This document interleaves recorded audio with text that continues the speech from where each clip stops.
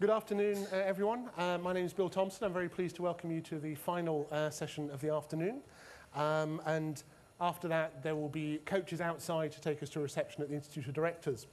And as I was having coffee earlier, I heard the organizer, one of the organizers, talking on his mobile phone to the coach company, trying to get them to arrive here at just the right time so they could pick us up without having to loiter on the curb. And clearly this was partly to avoid parking tickets, it being London, but also it's a good example of how ICTs can reduce carbon emissions by stopping these coaches hanging around for half an hour waiting for us. So I do applaud the initiative.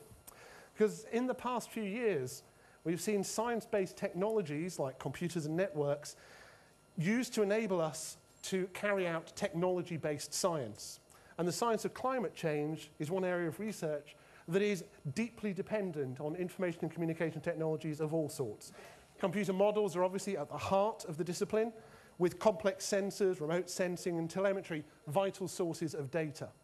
And in this session, we're going to look at some of the innovative work that's going on in the field, with 5 fine speakers bringing their perspectives to bear on the topic. We'll be kicking off with Dr. Michel Scoop, from the DG Info Society in the European Commission, and he'll be talking about EU initiatives. Following that will be John Howie, who's the Director of International Affairs for EMEA in Microsoft, who'll talk about the challenges of monitoring climate change and discuss how Microsoft has been working with the UN Environment Programme and others. He'll be followed by Nangapuram Venkatesh from the Radio Communications Bureau, looking at how we monitor climate change with remote sensors and their dependence on radio frequency spectrum.